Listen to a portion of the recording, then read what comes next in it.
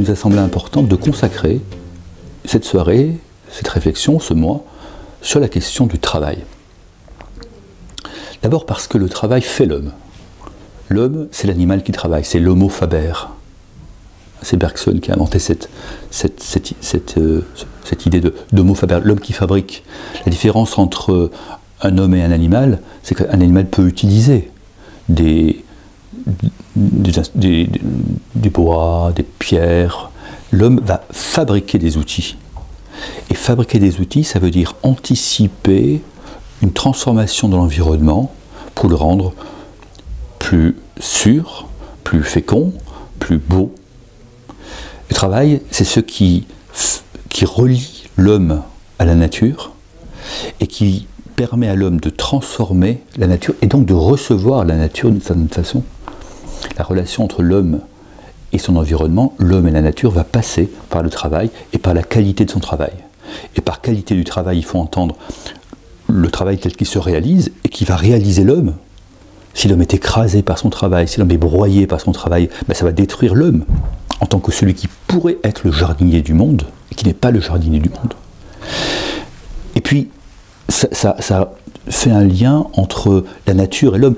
Qu'est-ce que l'homme fait de la nature? Qu'est-ce que le travail de l'homme permet de transformer de la nature pour la rendre effectivement plus belle ou moins belle, plus féconde ou moins féconde dans la durée, plus juste ou moins juste. Donc le travail fait l'homme. On ne réfléchit plus assez aujourd'hui à cette dimension proprement humanisante du travail. Il faut que nous, écologie humaine, nous réapproprions cette question du travail comme humanisé. Le second point, c'est que le travail, ce n'est pas, que je voudrais aborder ce soir, le second point que je voudrais aborder ce soir, c'est que le travail n'est pas simplement réduit au travail salarié. Ça, c'est une forme de travail qui naît dans les années 1940-1950. C'est très très récent. Pendant des siècles, le travail était multiple, essentiellement domestique, et encore aujourd'hui, il y a un énorme travail domestique.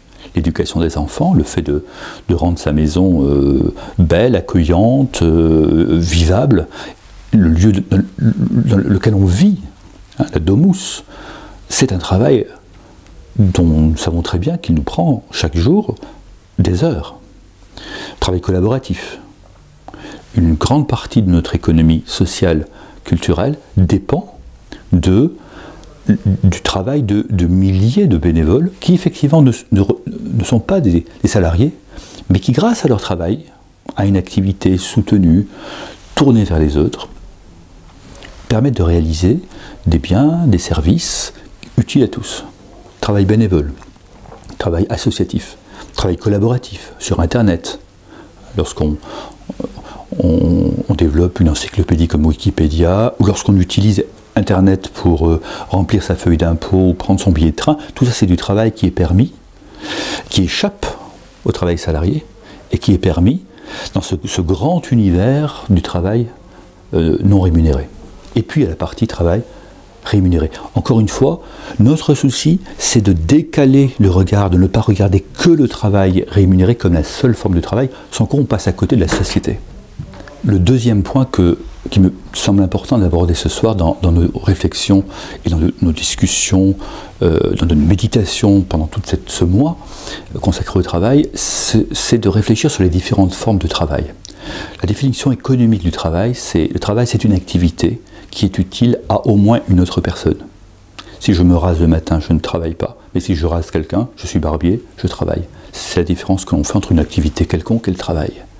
Or, les formes de travail sont très nombreuses. Elles ne se réduisent pas au travail salarié, au travail en entreprise.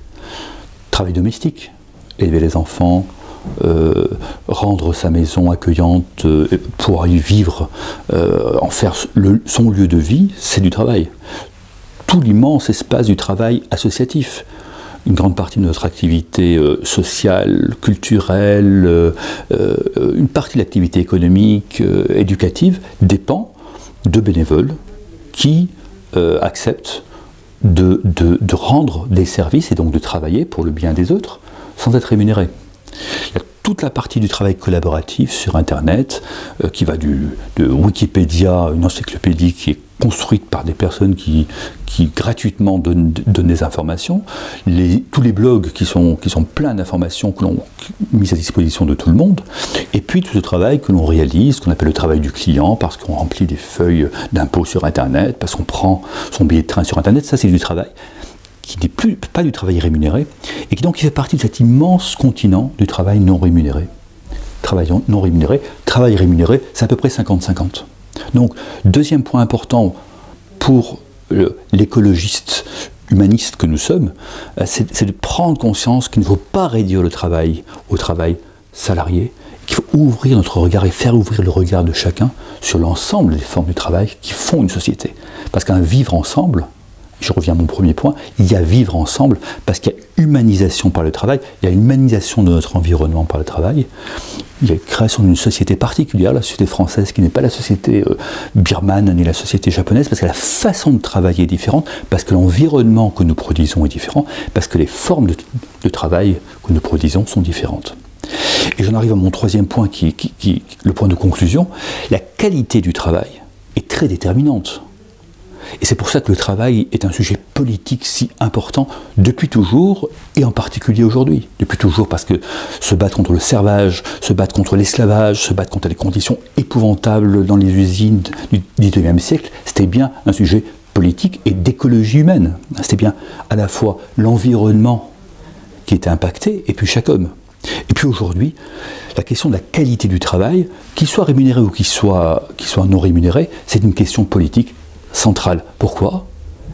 Et c'est notre sujet, et c'est notre conviction dans le courant pour une écologie humaine, parce que le travail fait à la fois l'homme, et donc la qualité de l'homme, et l'environnement, et donc la qualité de l'environnement.